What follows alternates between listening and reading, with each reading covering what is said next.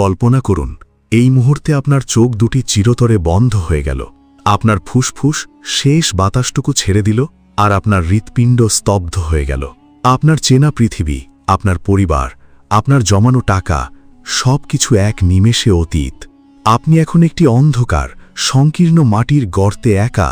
চারপাশ থেকে মাটির দেওয়ালগুলো আপনাকে চেপে ধরছে, উপরে বাঁশের চালা, তার উপর টন টন মাটি। আপনার পরম আত্মীয়রাও আপনাকে একা রেখে চলে যাচ্ছে। ঠিক এই মুহূর্তে যখন দুনিয়ার সব আলো নিভে গেছে, তখন আপনার সাথে কি ঘটতে যাচ্ছে? বিজ্ঞানের সীমানা যেখানে শেষ, সেখান থেকেই শুরু হয় এক চিরন্তন বাস্তবতার। আজ আমরা প্রবেশ করব সেই অবিনশ্বর জগতে, জানব দাফনের পর কবরের প্রথম মুহূর্তগুলোতে ঠিক কি ঘটে। মৃত্যুর ঠিক পর মুহূর্তেই মানুষ প্রবেশ করে বারজাখ বা অন্তর্বর্তীকালীন জীবনে। পবিত্র কোরআনে আল্লাহ তাআলা বলেন, তাদের সামনে বারজাখ বা অন্তরায় থাকবে পুনরুত্থান দিবস পর্যন্ত। কিন্তু কবরে রাখার ঠিক পূর্ব মুহূর্তে কি ঘটে? সহিহ বুখারী ও মুসলিমের বর্ণনা অনুযায়ী যখন কোনো মৃত ব্যক্তিকে খাটিয়ায় বহন করা হয়, তখন যদি সে নেককার বা মুমিন হয়, তবে তার রূহ চিৎকার করে বলতে থাকে, আমাকে দ্রুত সামনে এগিয়ে নিয়ে চলো। আর যদি সে পাপাচারী বা কাফের হয়, তবে তার রূহ ভয়ে চিৎকার করে বলে, হায় আফসোস, তোমরা একে কোথায় নিয়ে যাচ্ছ? মানুষ ছাড়া পৃথিবীর সমস্ত সৃষ্টি তার এই আর্তনাদ শুনতে পায়। সহিহ বুখারী। এরপর আসে সেই চূড়ান্ত মুহূর্ত, দাফন সম্পন্ন হল। আপনার সবচেয়ে প্রিয় মানুষটি, যে আপনাকে ছাড়া ঘুমাতে পারত না, সেও নিজের হাতে আপনার উপর শেষ কোদালের মাটিটুকু ফেলে দিল। সবাই একে একে বিদায় নিচ্ছে। আলকাত্রার মতো ঘন অন্ধকার গ্রাস করেছে আপনাকে। ঠিক তখনই এক অদ্ভুত ঘটনার মুখোমুখি হয় মৃত ব্যক্তি। সহিহ বুখারী ও সহিহ মুসলিমের একটি বিখ্যাত হাদিসে আল্লাহর রাসূল সাল্লাল্লাহু আলাইহি ওয়াসাল্লাম বলেছেন, বান্দাকে যখন কবরে রাখা হয় এবং তার সাথী সঙ্গীরা তাকে ছেড়ে চলে যায়, সে তখনও তাদের জুতোর আওয়াজ শুনতে পায়। চিন্তা করে দেখুন, আপনি বুঝতে পারছেন আপনার আপনজনেরা আপনাকে রেখে চলে যাচ্ছেন, কিন্তু তাদের ডাকার বা থামানোর কোনো ক্ষমতা আপনার নেই। সহযাত্রীদের জুতোর আওয়াজ মিলিয়ে যেতে না যেতেই শুরু হয় কবরের আসল পরীক্ষা। হঠাৎ অন্ধকার ফুঁড়ে আবির্ভূত হন দুজন অত্যন্ত গম্ভীর ফেরেশতা। হাদিসের বর্ণনা অনুযায়ী তারা হলেন মুনকার এবং নাকির। তারা এসে মৃত ব্যক্তিকে বসিয়ে দেন।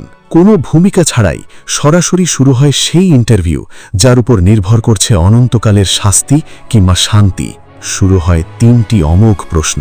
প্রথম প্রশ্ন, মান রাব্বুকা, তোমার রব কে? দ্বিতীয় প্রশ্ন, মা দীনুকা, তোমার দিন বা ধর্ম কি?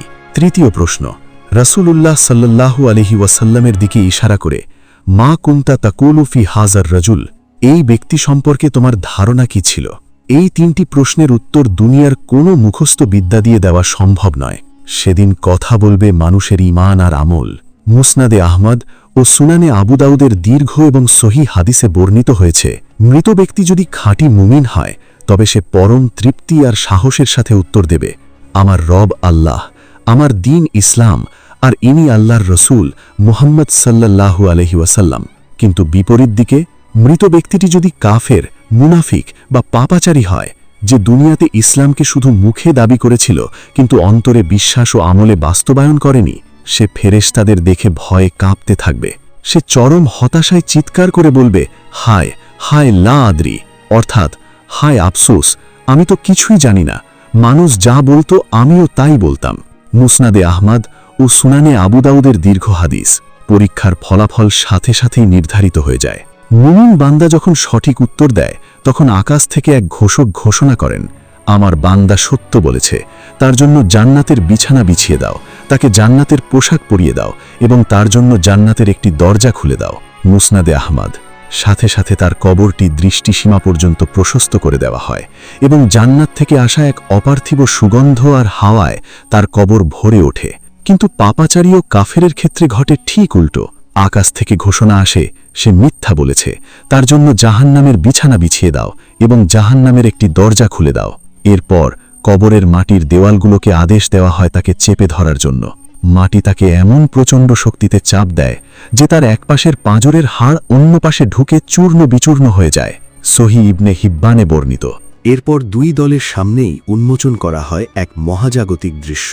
প্রতিদিন সকাল এবং সন্ধ্যায় মৃত ব্যক্তির সামনে তার চূড়ান্ত ঠিকানা প্রদর্শন করা হয়। সহি বুখারী ও মুসলিমের হাদিস অনুযায়ী মুমিন ব্যক্তিকে তার জান্নাতের প্রাসাদ দেখিয়ে বলা হয়, এটি তোমার আসল ঠিকানা, কিয়ামতের দিন আল্লাহ তোমাকে এখানে পাঠাবেন। তা দেখে মুমিন আনন্দের আতিশয্যে বলতে থাকে, হে রব, কিয়ামত দ্রুত কায়েম করো, যাতে আমি আমার পরিবার ও নিয়ামতের কাছে ফিরে যেতে পারি। আর কাফির বা পাপাচারীকে সকাল সন্ধ্যা সেই ভয়ঙ্কর উত্তপ্ত অগ্নিকুণ্ডলী দেখিয়ে বলা হয়, দেখো, অবাধ্যতার কারণে তোমার জন্য এই স্থান নির্ধারিত হয়েছে।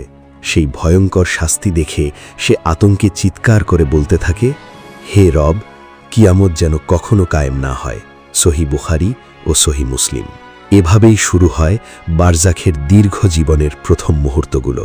সম্মানিত দর্শক, এই যে কবরের দৃশ্যগুলোর কথা আমরা শুনলাম, এটি কোনো কাল্পনিক গল্প নয়, এটি আদি ও অন্তের ধ্রুব সত্য। আজ আমরা যারা এই ভিডিওটি দেখছি, আমি যে কথা বলছি আর আপনি যে শুনছেন, আমাদের প্রত্যেককে একদিন এই অবধারিত মুহূর্তের মুখোমুখি হতে হবে। সেদিন আমাদের পাশে আমাদের কোনো বন্ধু থাকবে না, আমাদের অহংকার করার মতো ক্ষমতা থাকবে না।